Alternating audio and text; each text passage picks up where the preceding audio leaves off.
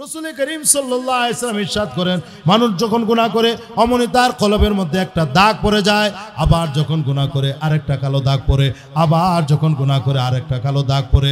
24 ঘন্টার ভিতরে মানুষ যত গুনার কাম করতে থাকে, মানুষের কলবের মধ্যে একটার পর একটা দাগ পড়তে থাকে, পড়তে কলবটা অন্ধকারাচ্ছন্ন হয়ে যায়, ময়লাযুক্ত হয়ে যায়, মরিচাযুক্ত হয়ে যায়। নবীজি বলেন, যেভাবে লোহাতে পানি লাগলে জং পড়ে যায়, মরিচা পড়ে যায়, মানুষ গুনাহ করার কারণে মানুষের কলবে এরকম মরিচা পড়ে যায়, জং পড়ে যায়।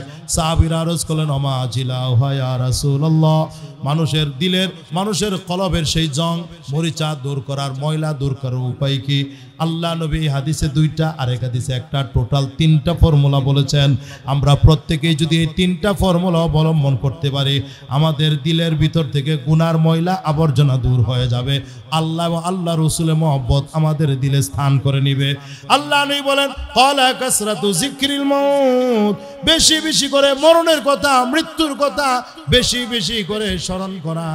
আর 2 নম্বর, তিলাওয়াতিল কুরআন, বেশি বেশি করে কোরআন তেলাওয়াত করা, মৌতের কথা স্মরণ করা আর কোরআন তেলাওয়াত করা। আর একটা হাদিসে বলছেন, বেশি বেশি করে, নবীজি বলছেন, বেশি বেশি করে আল্লাহর জিকির করা, জিকরুল্লাহ, বেশি বেশি করে জিকির করা। তেলাওয়াতের মাধ্যমে, জিকিরের মাধ্যমে, মৌতের কথা বেশি বেশি করে স্মরণ করার মাধ্যমে মানুষের দিলের জং দূর হয়, ময়লা দূর হয়, মানুষের গুনার স্বভাব দূর হয়, আল্লাহর মহব্বত, আল্লাহ রসুলের মহব্বত তার অন্তরে জমে যায়। আল্লাহ তাআলা আমাদেরকে পরিচ্ছন্ন করার জন্য, খাঁটি বানানোর জন্য, দামি করার জন্য এই 30 পারা কোরআন দিয়েছে।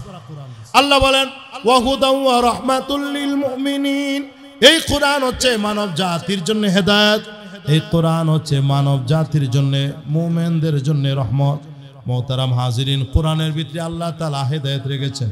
সমগ্র কোরআনে আল্লাহ মানুষের জন্য হেদায়েত রেখেছেন, ইমানদারের জন্য হেদায়েত, কাফের বেঈমানদের জন্য হেদায়েত। মোহতারাম হাজিরিন, নবীর জমানা থেকে অদ্যাবধি দেখা যায়, শুধু কোরআনে কারিমের তেলাওয়াত শুনে অনেক কাফের বেদিন কালিমা পড়ে মুসলমান হয়ে গেছে। কোরআনের মধ্যে আল্লাহ এমন একটা আকর্ষণ রাখছেন, যে আকর্ষণের কারণে অনেক কাফের বেদিন শুধু তেলাওয়াত শুনে শুনেই মুসলমান হয়ে গেছে। আওয়াজ দিয়ে বলেন না সুবহানাল্লাহ। এটা কোরআনের বৈশিষ্ট্য। কোরআনের আরেকটা বৈশিষ্ট্য হচ্ছে, কোরআন হচ্ছে রহমত, ওয়া রাহমাতুল লিল মুমিনিন, মুমিনদের জন্য, ইমানদারদের জন্য কোরআন হচ্ছে রহমত। এই জন্য বলি, যার সিনায় কোরআন আছে তার উপরে আল্লাহর রহমত আছে। যার বাড়িতে কোরআন আছে, যেই বাড়িতে কোরআন তেলাওয়াত করা হয়, সহি শুদ্ধভাবে কোরআন পড়া হয়, ওই বাড়িতে আল্লাহর রহমত নাজিল হয়। যে এলাকায় কোরআন আছে, কোরআনের প্রতিষ্ঠান আছে, সারাক্ষণ কোরআনের তেলাওয়াত যেই প্রতিষ্ঠানে হয়, ওই কোরআনের বদৌলতে এলাকাবাসীর উপরে খাস রহমত, শান্তি, বরকত আর সাকিনা নাজিল হয়। মোহতারাম হাজিরিন, কোরআনে কারিম হচ্ছে আল্লাহর রহমত টেনে আনার বড় একটা চুম্বক শক্তি। পৃথিবীতে চুম্বক আছে, লোহা আছে, লোহাকে চুম্বক নিজের দিকে আকর্ষণ করে, নিজের দিকে টেনে আনে। ঠিক আল্লাহর রহমত কোথায় আছে? আসমানে না জমিনে। আল্লাহর রহমত গুলো টেনে আনার সবচেয়ে বড় চুম্বক শক্তি হচ্ছে 30 পারা কোরআন। যেখানে কোরআন সেখানে আল্লাহর রহমত। এই জন্য আমাদের বেশ কিছু দায়িত্ব আছে বাবা। একটা বড় দায়িত্ব হলো কোরআনে কারিমের তেলাওয়াত সহি শুদ্ধ করা। চেষ্টা করেন। এখানে বাচ্চাদের যেমন তেলাওয়াত শুদ্ধ করার জন্য চেষ্টা চলতেছে, যারা আমার বাবা বেশি মুরব্বীরা আছেন, যুবকরা আছেন, আপনারাও আমার ভাই খায়রুল সাহেবকে ধরেন যে হুজুর আমাদের জন্য একটু কোরআন শিক্ষার ব্যবস্থা করেন। আপনাদের সময় মতো এশার পরে হোক বা যে কোনো সময় হোক, 20 মিনিট, আধা ঘন্টা করে যদি প্রতিদিন সময় দেন, ইনশাআল্লাহ কোরআনের সহি তেলাওয়াত আপনারা শিখতে পারবেন। যে কয় মাস লাগে আপনারা চেষ্টা করেন ইনশাআল্লাহ। আর কিছু হোক বা না হোক, নামাজ সহি হওয়ার জন্য 4 রাকাত নামাজের জন্য 5টা সূরা সহি হওয়া দরকার। প্রত্যেক রাকাতে সূরা ফাতিহা আর 4 রাকাতে 4টা সূরা, অন্তত 5টা সূরা সহি করতে হবে। আত্তায়াত, দুরূদ শরীফ, দোয়া মাসুরা সহি করতে হবে। এরপরে দোয়া কোনো সহি করতে হবে। জানাজার নামাজ পড়ার সময় জানাজার নামাজের দোয়াটা লাগবে, এই জন্য এটাও সহি শুদ্ধভাবে শিখতে হবে। মুহতারাম হাজিরিন, সহি শুদ্ধভাবে কোরআনের তেলাওয়াত শিখেন। এই জন্য রাসূল উৎসাহিত করেছেন, তুমি যদি পারো আলেম হয়ে যাও, হাফেজ হয়ে যাও। এটা আশ্চর্যের কোনো বিষয় না। বুড়া হয়ে গেছেন তাতে কি আপনি মুখস্থ করা শুরু করেন। আপনি যদি 2-4 পারা হেফজ করেও মরে যান, আমার তো মনে হয় আল্লাহ ফেরেশতাদেরকে ডাক দিয়ে বলবেন এই মুরব্বীর নামটা হাফেজদের কাতারে লেখা দাও, কারণ তার নিয়ত ছিল হাফেজ হওয়া। হাফেজদের নামের সাথে এই লোকটার নাম লেখো। এটা আশ্চর্যের কোনো ব্যাপার না। এই যে ফিলিস্তিনে এখনো যুদ্ধ হইতেছে, গত রমজান মাসে একটা 2400 একটা রিপোর্ট পেশ করেছিল জাতীয় দৈনিকে। সেটা হলো সেখানে যুদ্ধ চলতেছে, এক মহিলা, তার নাম হচ্ছে আয়েশা, বয়স হচ্ছে 70 বছর, স্বামী শহীদ হয়ে গেছে, ছেলেপেরা ওরাও কোন দিকে কোথায় আছে যার যার মতো দিক বিদিক হয়ে গেছে। মহতারাম হাজিরিন, এই বৃদ্ধা মহিলা সে কয় আমার আর কাম কি, যখন আল্লাহ লয়ে যাইব আমিও মরে যাবো, শহীদ হয়ে যাবো, তবে যখন আমার অন্য কোনো কাম নাই আমি এখন কোরআন শরীফ মুখস্থ করা শুরু করি। সে অনেক দিন লাগায়, বুড়া মহিলা, 70 বছরের বুড়ি মহিলা 30 পারা কোরআনের হাফেজা হয়ে গেছে। কন্যা সুবহানাল্লাহ। আপনি যদি পারেন নিজে হাফেজ হন, আলেম হন, যদি না পারেন তালেব এলেম হয়ে যান, যদি তাও না পারেন আলেম ওলামাদেরকে মহব্বত করেন, ভালোবাসেন, আলেম ওলামাদের অনুসরণ করেন, তাদের কথা মান্য করেন, কখনো অমান্য করবে না, সব সময় কথা মানবেন। নবীজি বলেন 5 নম্বর হয় না আলেম ওলামা বিদ্বেষী হয়ে যেও না, তাহলে তুমি নিশ্চিত ধ্বংস হয়ে যাবে। মুহতারাম হাজিরিন, 1 নম্বর কাজ হচ্ছে সহি শুদ্ধভাবে তেলাওয়াত শিক্ষা করা, তেলাওয়াত করা। হাদিস শরীফে আছে রাসূল করিম সাল্লাল্লাহু আলাইহি ওয়াসাল্লাম ইরশাদ করেছেন, কেউ যদি কুল হুয়াল্লাহু আহাদ এই সূরাটা, সূরাতুল ইখলাস 10 বার তেলাওয়াত করে, আমার কথাই একটু খেয়াল করে শুনুন, কান লাগান, 10 বার যদি কেউ সূরাতুল ইখলাস সহি শুদ্ধভাবে তেলাওয়াত করে, নবীজি বলেন বুনিয়ালাহু ফিল জান্নাহ, জান্নাতে তার জন্য একটি সুন্দর প্রাসাদ, একটা বালাখানা নির্মাণ করে দেওয়া হবে। সুবহানাল্লাহ বলেন। কেউ যদি 20 বার সূরা ইখলাস কুল হুয়াল্লাহর সূরা তেলাওয়াত করে, আল্লাহ রাব্বুল আলামিন জান্নাতে 2টা প্রাসাদ তার জন্য তৈরি করে দিবেন। নবীজি বলেন কেউ যদি 30 বার সূরাতুল ইখলাস পাঠ করে, আল্লাহ রাব্বুল আলামিন তার জন্য 3টা বালাখানা নির্মাণ করে দিবেন। যে মজলিসে আল্লাহ নবী হাদিস বলতেছিলেন, ওই মজলিসের মধ্যে বিখ্যাত সাহাবী হযরত ওমর রাদিয়াল্লাহু তাআলা আনহু বসা ছিলেন। তিনি বললেন, নবী গো, তাইলে তো ভালোই হলো, 10 বার পড়লে জান্নাতে একটা বিল্ডিং, 20 বার পড়লে 2টা, 30 বার পড়লে 3টা, তাইলে আমরাও সূরা ইখলাস বেশি বেশি পাঠ করব আর জান্নাতে বেশি বেশি বালাখানা বানিয়ে নেব। সুবহানাল্লাহ বলে। নবীজি বললেন, ওমর, আল্লাহর কাছে সবের কোনো অভাব নাই, কোনো কমতি নাই, যে যত পাঠ করবে, তেলাওয়াত করবে, আল্লাহ পাক তাকে তত বেশি বালাখানা দিবেন। সুতরাং 10 বার পড়লে একটা, 20 বার পড়লে 2টা, 30 বার পড়লে 3টা, 40 বার পড়লে 4টা, 50 বার পড়লে কয়টা? 5টা। সারা দিন মিলেয়া আপনি যদি 100 বার কুল হুয়াল্লাহর সূরা পাঠ করেন, আল্লাহ রাব্বুল আলামিন আপনাকে 10টা বালাখানা দান করবে। এই তো হলো ডেইলি। কেউ যদি ডেইলি 100 করে, এভাবে প্রতিদিন মাসের পর মাস, বছরের পর বছর সূরাতুল ইখলাস তেলাওয়াত করে, তো আমার তো মন বলে আল্লাহ পাক এই কোরআনওয়ালাকে সূরাতুল ইখলাসের মহব্বত নিয়ে যে তেলাওয়াত করে, তাকে হাজার হাজার বালাখানা দিয়া দিবেন। জোরে কন্না সুবহানাল্লাহ। এক সাহাবী খুব বেশি বেশি সূরাতুল ইখলাস পাঠ করে, নবীজি শোনার পরে বললেন, তুমি এত বেশি পাঠ করো কারণটা কি? হুজুর, সূরাতুল ইখলাসের সাথে আমার একটা বিরাট মহব্বত তৈরি হয়ে গেছে, ভালোবাসা তৈরি হয়ে গেছে, আমি কুল হুয়াল্লাহর সূরাটারে খুব মহব্বত করি, এজন্য বেশি বেশি পাঠ করি। নবীজি বললেন, হুব্বুকা ইয়াহা ইউদখিলুকাল জান্নাহ, সূরাতুল ইখলাসের ভালোবাসা তোমাকে জান্নাতে পৌঁছায় দিবে। জোরে কোন সুবহানাল্লাহ। এমনি ভাবে আপনারা সূরাতুল ফাতিহা তেলাওয়াত করেন। আমার নবী বলছেন, সূরা ফাতিহা আলহামদুলিল্লাহ সূরা সহি শুদ্ধভাবে যদি কেউ তেলাওয়াত করে, সমগ্র কোরআনের 3 ভাগের 2 ভাগ মানে 20 পারা তেলাওয়াত করার সওয়াব আল্লাহ তাকে দান করবে। কেউ যদি সূরা ইয়াসিন তেলাওয়াত করে, সূরা ইয়াসিনকে আমার নবী বলছেন কলবুল কোরআন, কোরআনের কলব, কোরআনের হৃৎপিণ্ড। সূরা ইয়াসিন যদি কেউ একবার তেলাওয়াত করে, হাদিস শরীফে আমার নবী বলেছেন আল্লাহ রাব্বুল আলামিন তার আমলনামায় সম্পূর্ণ কোরআন 10 বার খতম করার সওয়াব দান করবে। আগেকার মুরব্বীদেরকে দেখছি ফজরের নামাজটা মসজিদে জামাতে পইরা ঘরের মধ্যে আইসা রিহালে অথবা বালিশের উপরে কোরআন শরীফ রাইখা অন্তত সূরা ইয়াসিন তেলাওয়াত কইরা এরপরে কামে কাজে গেছে, ঠিক না বেটি? কিন্তু এখন এই দৃশ্য খুব কমই আছে। এখন বুড়া কোন, শিক্ষিত কোন, অশিক্ষিত কোন, সবার মধ্যে এই রোগ আইসা গেছে। ঘুমানোর আগে, আরে আমরা যখন ছোট্ট ছিলাম মা চাচিরা ধমকায়া বলতে হয় কুল আল্লাহর সূরা পড়, আয়াতুল কুরসি পড়, আলহামদুলিল্লাহ সূরা পড়, এই দোয়া দরুদ পড়াইতে পড়াইতে আমরা কোন সময় জানি ঘুমাই যেতাম। এখন এগুলো নাই বাবা। এখন জোয়ান কোন, বুড়া কোন, শিক্ষিত অশিক্ষিত, ঘুমের আগে ওই এক যন্ত্র আছে না, এটারে একবার উফরে ঠেলা মারে, একবার নিচে টান মারে, এই তাল তামসা করতে করতে ঘন্টা 2 ঘন্টা 3 ঘন্টা, রাত 1টা 2টা 3টা বাজা যায়, ঘুমের খবর থাকে না। পরে এমন ঘুমি দেয় ফজরের নামাজেরও খবর থাকে না। ঠিক না বেঠি?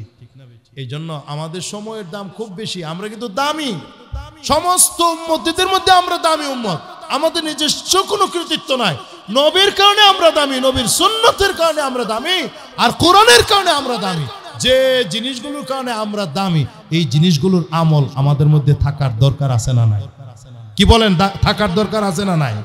এই জন্য আমি আপনাদেরকে দাওয়াত দিয়ে যাই, হ্যাঁ, বেশি বেশি যে কাজগুলি করতে হবে। মান আকালা তয়্যিবান, 1 নম্বর হালাল খাইতে হবে, হালাল। ওয়ামিলা ফি সুন্নাতিন, যাবতীয় কাজ সুন্নত তরিকায় করতে হবে। খাওয়া দাওয়া, গম গোসল, উঠা বসা, লেনদেন, কাই কারবার, ব্যবসা বাণিজ্য, ক্ষেত কৃষি, চাকরি নকরি, লেনদেন, আরো যা আছে সব হবে সুন্নত তরিকায়। যদি সুন্নত তরিকায় করতে পারি, হালাল খাইতে পারি, ওয়া আমিনান নাসু বাওয়াইকাহু, মানুষকে কষ্ট দিবে না, কথা বা আচরণে ব্যবহারে কষ্ট দিবে না। এই 3টা কাজ যার ভিতরে থাকবে, আবারও বলছি, যে ব্যক্তি হালাল উপার্জন থেকে খাবে, হালাল খানা খাবে, 2 নম্বর যাবতীয় কাজ সুন্নত তরিকায় করবে, আর 3 নম্বর কাউকে কষ্ট দিবে না। নবীজি বলেন দাখালাল জান্নাহ, এই মানুষগুলো আল্লাহর জান্নাতে যাবে। এই জন্য বাসা বাড়িতে আমরা যত কাজ করব সুন্নত, খাওয়া দাওয়া যে করব, আপনি যদি দস্তরখান বিছিয়ে খান, একটা সুন্নত পালন হয়ে গেল। বিসমিল্লাহ বলে খাইলেন, তাইলে একটা সুন্নত পালন হয়ে গেল। শেষে আলহামদুলিল্লাহ বললেন, একটা সুন্নত পালন হয়ে গেল।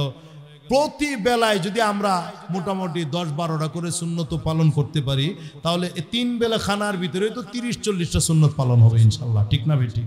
মসজিদের প্রবেশের সময় মনে রাখবেন, ঢুকতে বাইরেতে 5টা 10টা সুন্নত, 5 বেলা এই 10টা সুন্নত খেয়াল করে যদি আপনি ঢুকেন বের হন, 50টা সুন্নত ডেলি পালন হবে ইনশাল্লাহ।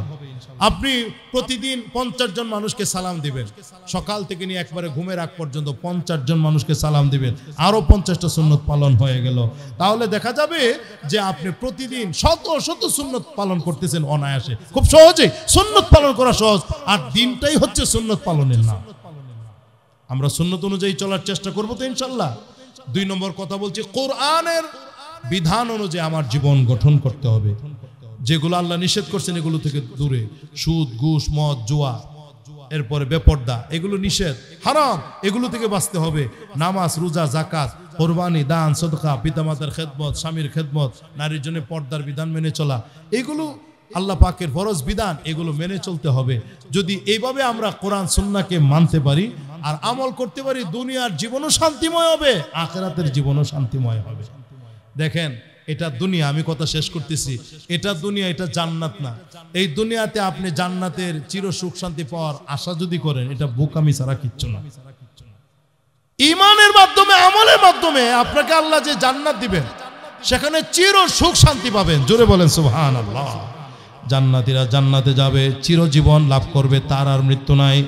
জান্নাতীরা জান্নাতে যাবে, চির যৌবন লাভ করবে, যৌবনের ক্ষয় নাই, লয় নাই, যৌবন নষ্ট হবে না।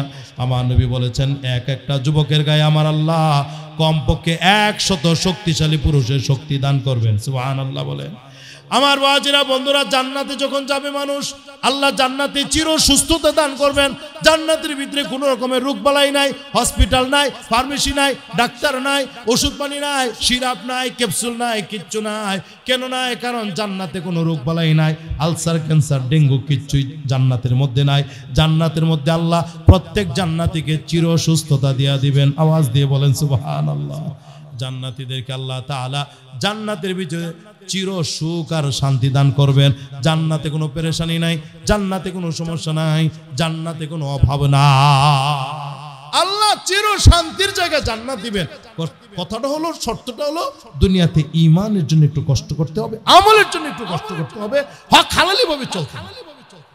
মুহতারাম হাজিরিন, তাই আমি বিশেষভাবে আপনাদের কাছে অনুরোধ করে যাব, এখানে একটা প্রতিষ্ঠান আছে, মসজিদ আছে, মসজিদের সৌন্দর্য মুসল্লি দিয়া, মাদ্রাসার সৌন্দর্য ছাত্র দিয়া। ঠিক না বে ঠিক? আগেকার আমলে মসজিদ ছিল কাঁচা, কিন্তু মানুষের ঈমান ছিল পাকা। আর এখন তো মাশাআল্লাহ সব জায়গায় মসজিদ হচ্ছে পাকা, আমাদের ঈমান কাঁচা। কত কাঁচা দেখেন, যখন বিশ্বকাপ খেলা থাকে, ফুটবল খেলা বা ক্রিকেট খেলা, বিশ্বকাপ খেলা থাকে, যুবকেরা জেনারেটর ভাড়া করে আয় না, রাত বইরা খেলা দেখে, কিন্তু ফজরের নামাজের খবর নেই। কি বলেন, কথা ঠিক কিনা? এখানে তো আপনার সৌভাগ্যবান, একটা মাদ্রাসাও আছে, একটা মসজিদও আছে। মসজিদের সাথে নামাজের সম্পর্ক, মাদ্রাসার সাথে কোরআনের সম্পর্ক, এলেমের সম্পর্ক। এই জন্য 5 ওয়াক্ত নামাজ মসজিদে এসে আদায় করবেন। মসজিদের টুকটাক কোনো জরুরত থাকলে সেদিকে খেয়াল করবেন, দান খয়রাত করবেন। আল্লাহর ঘর পৃথিবীতে সবচেয়ে দামি জায়গা। মুহতারাম হাজিরিন, মসজিদের সাথে যাদের আত্মার সম্পর্ক হয়ে যাবে, রাসূল হাদিসে বলেছেন কিয়ামতের কঠিন মুসিবতের দিন আল্লাহ পাকের আরশের ছায়া ছাড়া আর কোনো ছায়া থাকবে না। ওইখানে একদল মানুষ হবে, মসজিদওয়ালা মানুষ, যাদের অন্তরগুলো রাজুলুন কলবুহু মুআল্লাকুন বিল মসজিদ, মসজিদের সাথে আত্মার সম্পর্ক ছিল, মসজিদের সাথে আত্মার গভীর সম্পর্ক যাদের ছিল, ওই মসজিদওয়ালা মানুষগুলোকে আল্লাহ তাআলা আরশে আজিমের ছায়া তলে ছায়া দান করবে। ঘরে নামাজটা যদি পড়েন, নামাজ তো হবে, কিন্তু মসজিদে, বিশেষ করে জামে মসজিদে যেখানে জুম্মা হয়, এই জামে মসজিদে পড়ার সওয়াব ঘরে পড়লে হবে না। ছোট্ট জামাতে পড়লে আল্লাহ তাআলা এক নামাজে 27 নামাজের সওয়াব দেন, কিন্তু এই নামাজটা যদি কষ্ট করে আপনাদের এই জামে মসজিদে এসে আদায় করেন, এক নামাজে আমার আল্লাহ 500 নামাজের সওয়াব দিবেন। বলেন না সুবহানাল্লাহ? এক নামাজে 500 নামাজের সওয়াব। এই নামাজটাই যদি ফিলিস্তিনের বাইতুল মুকাদ্দাসে আদায় করেন, এক নামাজ আমার আল্লাহ 1000 নামাজের সওয়াব দিবেন। এই নামাজটাই যদি মদিনার মসজিদ নববীতে আদায় করেন, আমার নবী বলেছেন এক নামাজে আল্লাহ 50,000 নামাজের সওয়াব দিবেন। এই নামাজটাই যদি কাবা চত্বরে মসজিদে হারামে যে জামাত হয়, ওই জামাতে শামিল হয়ে আপনি যদি 1 ওয়াক্ত নামাজ আদায় করেন, আমার নবী বলেছেন এক নামাজে আমার আল্লাহ 1 লক্ষ নামাজের সওয়াব দান করবে। এই জন্য মসজিদে এসে কষ্ট করে জামাতের সাথে আদায় করবেন। প্রতি কদমে কদমে আল্লাহ গুনাহ মাফ করে দিবেন, প্রতি কদমে কদমে আল্লাহ নেকি দিবেন, প্রতি কদমে কদমে আল্লাহ মর্যাদা বাড়ায় দিবেন। জোরে কান সুবহানাল্লাহ। একটা কাম হচ্ছে মসজিদ আবাদ করা, আর একটা হলো নিজেদের সন্তান দিবেন এই মাদ্রাসায়, এবং দূর দূরান্তের ছেলেরাও যেন এই মাদ্রাসায় এসে পড়তে পারে, হাফেজ হইতে পারে। আর এখান থেকে হাফেজ হলে আপনাদেরই তো সুনাম। হ্যাঁ, তুমি কোত্থেকে হাফেজ হয়েছো? কই দুলিকান্ত মাদ্রাসা থেকে হাফেজ হয়েছে, আপনাদের সুনাম হবে। আমরা যখন শুনবো এই মাদ্রাসা থেকে 30 পারা করে হাফেজের ছেলেটা বের হয়েছে, আমরা আপনাদের প্রশংসা করব, আপনাদের জন্য দোয়া করব। এই জন্য নিজেদের সন্তানকে ওই মাদ্রাসায় দিবেন, এবং দূর দূরান্তের ছেলেরাও যেন পড়তে পারে। লজিং এর ব্যবস্থা থাকলে লজিং এর ব্যবস্থা না থাকলে বোর্ডিং এর ব্যবস্থা করবেন।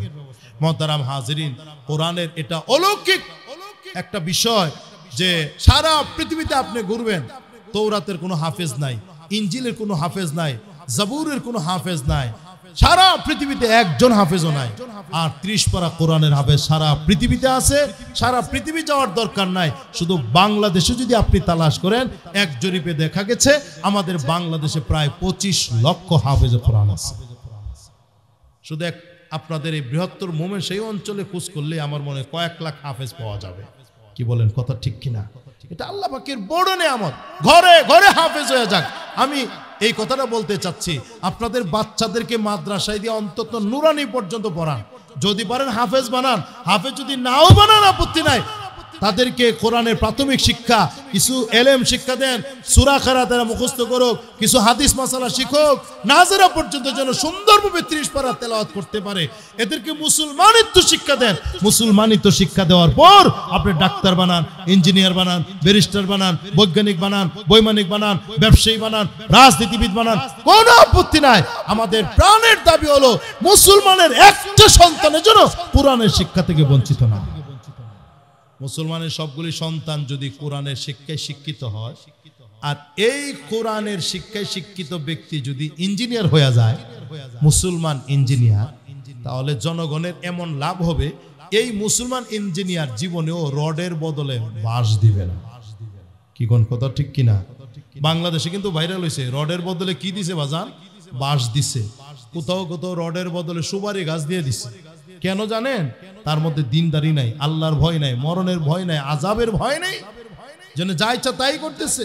আসলে আল্লাহর দিলে যদি আল্লাহর মানুষের কলবের মধ্যে আল্লাহর ভয় যদি থাকতো, দিলের ভিতরে আল্লাহর ভয় যদি থাকতো, চুরি ডাকাতি বাটপারি জিনা ব্যভিচার রাহাজানি মিথ্যা সুদ ঘুষ মদ জুয়া এগুলোর ধারে কাছেও মানুষ যাইতো না। ঠিক কিনা জোরে বলেন?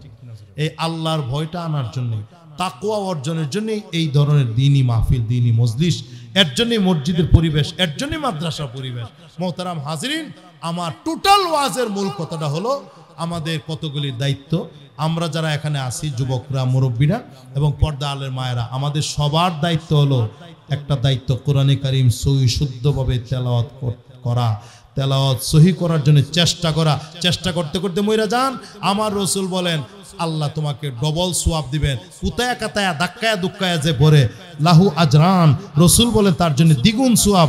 একটা হলো তেলাওয়াতের সওয়াব আর একটা হলো কষ্টের সওয়াব। এজন্য তেলাওয়াত শিখতে হবে। 2 নম্বর কাজ হচ্ছে শুধু তেলাওয়াত করলেই হবে না, এই তেলাওয়াতের ভিতরে আল্লাহ পাক আমাকে আপনাকে কি বলেছেন, কি আদেশ করেছেন, কি নিষেধ করেছেন সেটাও বোঝার চেষ্টা করতে হবে। 3 নম্বর শুধু বুঝলেই হবে না, বুঝ অনুযায়ী, সহি বুঝ অনুযায়ী আমল করতে হবে। 4 নম্বর শুধু আমল নিজে করলেই চলবে না, উম্মতকেও এই আমলের কথা জানাইতে হবে। এই হলো কোরআনের প্রতি আমাদের 4টা হক। কোরআন আমাদের কাছে এই 4টা হক পায়। এর মধ্যে একটা হক হলো বছরে আমরা যেন 2 বার কোরআনে কারীম খতম করি। সারা বছরে একবার, রমজান মাসে অন্তত একবার, সারা বছরে 2 বার কোরআনে কারীম খতম করা। আর আমাদের মুরব্বীরা যারা ছিলেন এরা 1 বার 2 বার না, শুধু রমজানের ভিতরেই আমাদের মাযহাবের ইমামে আযম আবু হানিফা রাহমাতুল্লাহ আলাইহি 61 বার কোরআন খতম করেছিলেন। চিল্লায় এখন সুবহানাল্লাহ। আর এখানে আমরা এমন মুসলমান আছি 61 বছরেও এক কান কোরআন খতম হয় না। আছে না এমন মুসলমান? আছে না? 61 বছরেও এক খতম হয় না। আর ইমামে আজম প্রতি রমজানে 61 বার কোরআন খতম করতেন। 30 রাত্রিতে 30 খতম, 30 রোজা দিনে 30 খতম, তারাবির ভিতরে 1 খতম, টোটালে 61 খতম। জোরে কন্না সুবহানাল্লাহ। আমাদের উচিত আমরা কোরআনের ব্যাপারে সচেষ্ট হব, তেলাওয়াত শিক্ষা করার জন্য সচেষ্ট হব। এটা তো আপনাদের দায়িত্ব। 2 নম্বর দায়িত্ব, এলাকার একটা ছেলে মেয়েও যেন কোরআনের শিক্ষা থেকে বঞ্চিত না হয়। ছেলেদেরকে ছেলেদের প্রতিষ্ঠানে, মেয়েদেরকে মেয়েদের প্রতিষ্ঠানে পাঠায়া দেন। দিনদারি শিক্ষা দেওয়ার পর, মুসলমানিত্ব শিক্ষা দেওয়ার পর, কোরআন শিক্ষা দেওয়ার পর, এরপরে যদি আপনি জেনারেল লাইনে নিয়ে যেতে চান আমাদের আপত্তি নাই। আলহামদুলিল্লাহ এখন জায়গায় জায়গায় এত হাফেজ তৈরি হয়ে গেছে, মসজিদও বাড়তেছে, মাদ্রাসাও বাড়তেছে। কিন্তু রমজান মাস যখন আসে, গত বছর আমার মাদ্রাসা থেকে 41 জন হাফেজকে আমি পাগড়ি দিলাম। যারা হাফেজ হয়ে বের হয়েছে 41 জন, এদেরকে পাগড়ি দিলাম। রমজান মাস যখন আসছে, এখন হাফেজদেরকে মসজিদ দিতে পারি না, এত হাফেজ মসজিদ দিতে পারি না। যেই কারণে ফিরি অনেক মসজিদে হাফেজদেরকে আমরা দিচ্ছি। এক মসজিদে 4 জন 5 জন হাফেজ সব ছিল, এরকম অবস্থা হয়েছে। হাফেজ বেশি হইলে আমাদেরই লাভ। মুহতারাম হাজিরিন, আমাদের নাজাতের উসিলা হবে। একটা হাফেজ কোরআন কমপক্ষে 10টা জাহান্নামী মানুষকে সুপারিশ করে নিয়ে যাবে। যদি এখান থেকে 10টা হাফেজ তৈরি হয়, 10টা বছরে আপনাদের এই মাদ্রাসা থেকে 10টা হাফেজ যদি তৈরি হয়, তাহলে 100 মানুষের একটা নাজাতের ব্যবস্থা হয়ে গেল। এভাবে 10 বছর যদি চলে, তাহলে 10 বছরে যদি 10 জন করে বাইর হয়, তাহলে 1000 মানুষের নাজাতের ব্যবস্থা হয়ে গেল। ঠিক কি নজরে বলে? এই জন্য আপনারা এই মেহনত করবেন তো ইনশাল্লাহ? মসজিদের দিকে, মাদ্রাসার দিকে একটু খেয়াল রাখবেন তো ইনশাল্লাহ?